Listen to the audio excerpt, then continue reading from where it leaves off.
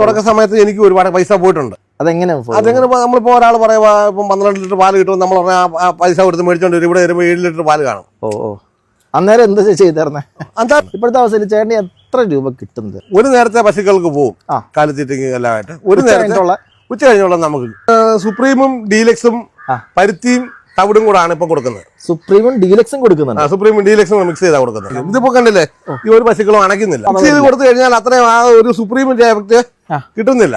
ഓ, അങ്ങനെയുണ്ടല്ലേ. Hi, ഞാനിപ്പോ നിൽക്കുന്നത് പത്തനംതിട്ട ജില്ലയിൽ ഇതാ ഒരു ക്ഷീരകർഷകന്റെ അടുത്താട്ടോ. ഇദ്ദേഹത്തിന്റെ പേര് ജോജോ എന്നാണ്.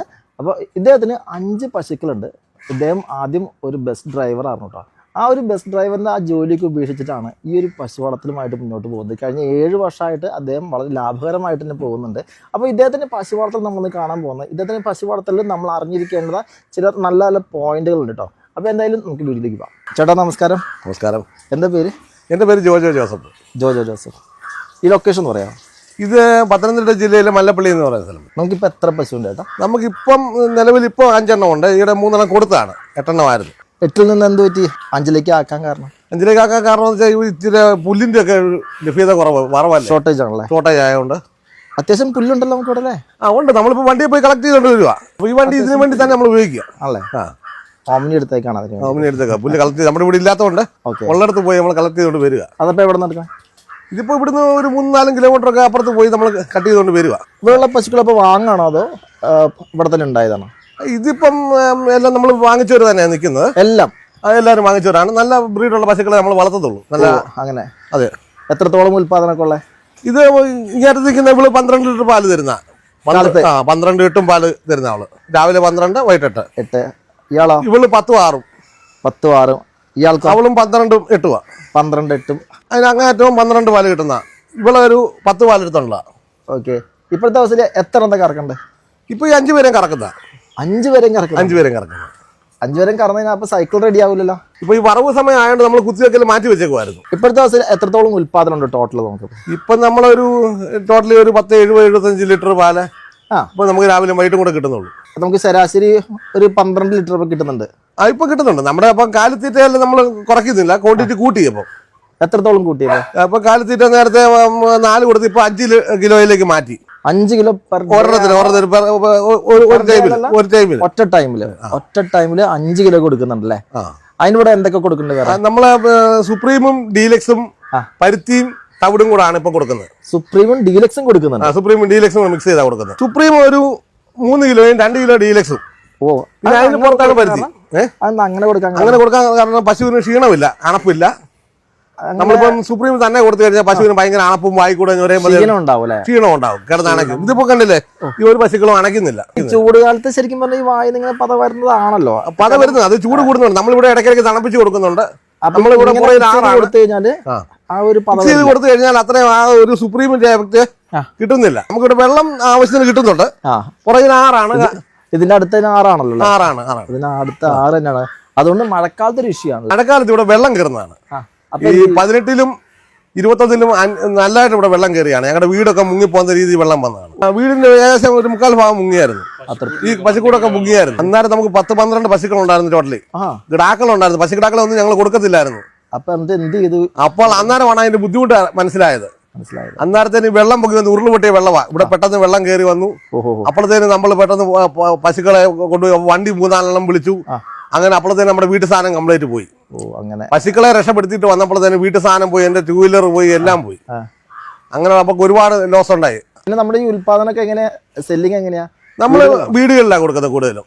നമ്മളിപ്പോ ഒരു 60-70 വീടുകൾ പിടിച്ചിട്ട് വീടുകളിൽ കൊടുക്കുവാണ്. ഞാനുണ്ട്, മക്കളുണ്ട്. ഇത് മകനാണ്. വേറെ 2 പേരുണ്ട്, മക്കളുണ്ട്. അത് വൈഫാണ്. അപ്പൊ ഞങ്ങൾ എല്ലാവരും കൂടാണ് ഇത് കൈകാര്യം ചെയ്തത്. ഞാനും വൈഫും കൂടെ പശുവിന്റെ കാര്യം നോക്കുന്നു. പിള്ളേര് പാലൊക്കെ കൊണ്ട് കൊടുക്കുന്നു. അപ്പൊ പണിക്കാരുമില്ല? പണിക്കാരില്ല, ഞങ്ങൾ തന്നെയാണ് പണിയുന്നത്. ഒറ്റയ്ക്ക് തന്നെ കഷ്ടപ്പെടുക. പണിക്കാരെ വെച്ച് കഴിഞ്ഞാൽ അതിനുള്ള വകുപ്പില്ല. പണിക്കാരെ വെച്ച് കഴിഞ്ഞാൽ നമുക്ക് ഇപ്പം കിട്ടത്തില്ല. അല്ലെ പിന്നെ പശുവിന് എണ്ണം കൂട്ടണം. സ്വന്തമായിട്ട് ചെയ്യുകയാണെങ്കിൽ ഇപ്പൊ എത്ര പശു വരെ ഉണ്ട് നമുക്ക് ഒന്ന് കൊണ്ടുനടക്കാൻ പറ്റും? പശു നമുക്ക് ഇനി ഒരു 2-3 ആണേലും നമുക്ക് കൈകാര്യം ചെയ്യാനുള്ളേ ഉള്ളൂ. 5 3 8 ഒരു 10 വരെയൊക്കെ വേണേലും നമുക്ക് സ്വന്തമായിട്ട് ഒരു 3-4 പേരുണ്ട് ഞങ്ങള്. എനിക്ക് 3 പിള്ളേരുണ്ട്, വൈഫുണ്ട്, പിന്നെ അമ്മയുണ്ട്. ഓക്കെ. അപ്പൊ അമ്മ വീട്ടിലെ കാര്യം നോക്കുന്നുണ്ട്. പശുവിന്റെ കാര്യങ്ങളിലായിട്ട് ഞങ്ങൾ അങ്ങ് ഇറങ്ങുന്നു. ഓക്കെ. പിന്നെ ഈ കാണുന്ന തൊഴുത്ത് കണ്ടിട്ട് വളരെ ചെറിയ രീതിയിലുള്ള പണിതാണ് അല്ലേ? 2018 വെള്ളപ്പൊക്കത്തിന് ഞങ്ങളുടെ എരുത്തില് മൊത്തം പോയതാ. മൊത്തം പോയതാണല്ലേ? മൊത്തം പോയതാ. പോയിട്ട് ഞാൻ രണ്ടാമത് ഇപ്പം ഇത് പണിതെടുത്താണ്. ഈ കാണുന്ന സൗണ്ട് സിസ്റ്റം ആണോ അത്? അതെ അതെ, അതെല്ലാം വെള്ളപ്പൊക്കത്തിന് പോയി. അതിന് മുന്നേ ഇതെല്ലാം ഉണ്ടായിരുന്നു. ആണല്ലേ? പശുക്കളൊക്കെ പാട്ട് കേട്ടായിരുന്നു ഇവിടെ നിൽക്കുന്നത്. 3 പേരെ ഇതിനകത്ത് കുത്തി വെച്ചിട്ടുണ്ട്. അതിനകത്ത് ചാന കൺഫേം ഉള്ളവർക്ക് അതിൽ ഏതൊക്കെ കുത്തി വെച്ചേക്കുന്ന അങ്ങേയറ്റം അവളെ കുത്തി വെച്ചിട്ടുണ്ട്. അങ്ങേയറ്റം പിന്നെ ഇവിടെയും കുത്തി വെച്ചിട്ടുണ്ട്. ഇയാളെ ഇവിടെയും കുത്തി വെച്ചിട്ടുണ്ട്. നമുക്ക് കിട്ടിയ അവാർഡ് ഇതൊക്കെയാണല്ലേ? ഇതാണ് നമുക്ക് കർഷകശ്രീ അവാർഡ് കിട്ടിയത്. കർഷകശ്രീ അവാർഡ്. ഓക്കെ, അടിപൊളി. നമുക്ക് സ്വന്തമായിട്ട് ജോലി ചെയ്ത് വീടുകളിൽ കൊടുക്കുകയാണെന്നുണ്ടെങ്കിൽ ഇത് ലാഭമാണോ? നമ്മൾ തന്നെ കഷ്ടപ്പെടണം.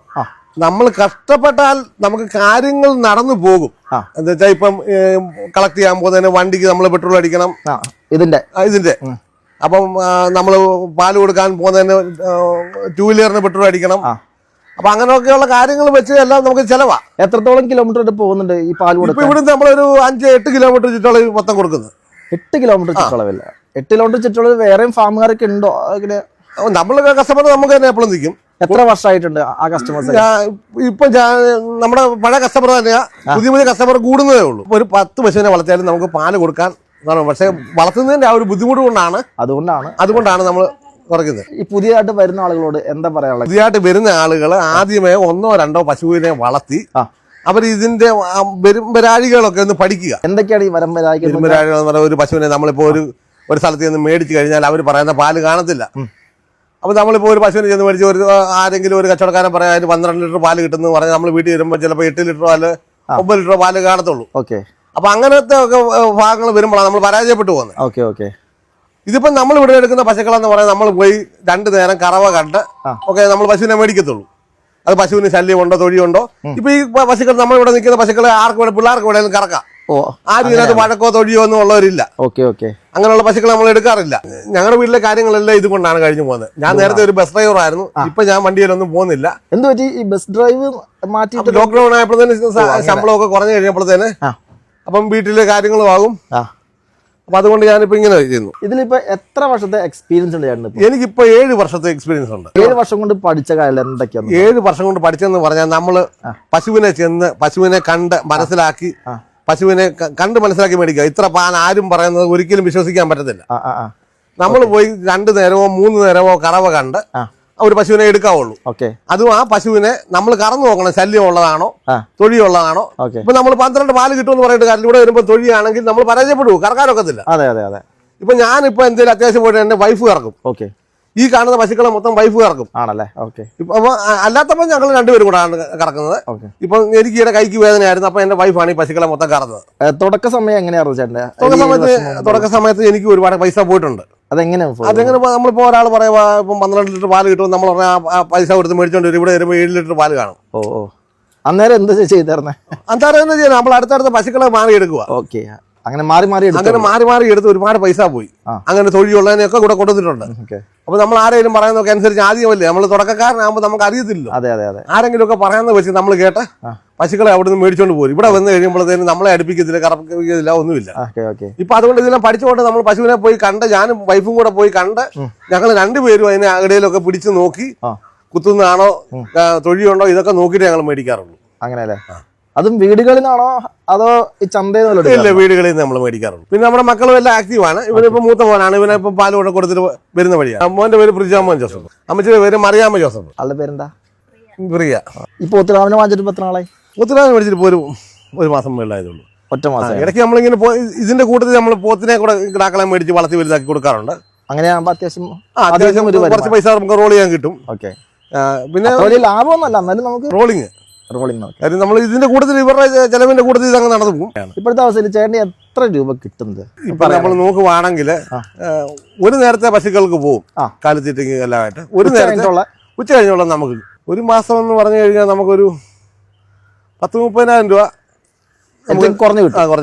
ഏറ്റവും കുറഞ്ഞു കിട്ടാം. അത്യാവശ്യം ഫാമിലി ആയിട്ട് മുന്നോട്ട് പോകാനുള്ള. പിന്നെ നമുക്ക് ചിലവുകളാണ്. അതിനകത്താണ് നമ്മൾ കറണ്ട് ചാർജ് അടയ്ക്കുന്നതും എടുക്കുന്നതും പിടിക്കുന്നതും എല്ലാം. നമുക്ക് പിന്നെ പിള്ളേരെ പഠിപ്പിക്കുന്നുണ്ട്, എല്ലാം ഉണ്ട്. പിന്നെ നമുക്ക് ഫൈനാൻസുകൾ CC-കളൊക്കെ ഉണ്ട്. അപ്പൊ അതൊക്കെ ഇതിനകത്ത് കാണിച്ച് പോകുമ്പോൾ രാശി വരുമ്പോൾ ഒന്നും കാണത്തില്ലെന്നേ ഉള്ളൂ. ഒന്നും കാണില്ല.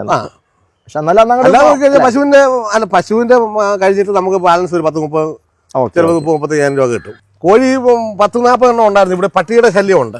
പട്ടിയുടെ ശല്യം പട്ടിയുടെ ശല്യമുണ്ട്, കുറെ പിടിച്ചോണ്ട് പോയി. ഇപ്പൊ എന്നാലും കുറച്ചുണ്ട്. ഇത് ഗിരിരാജ ഇത് നമ്മുടെ ഗ്രാമപ്രിയം ഇവിടെ പഞ്ചായത്തിൽ നിന്ന് കിട്ടിയതൊക്കെയാണ്.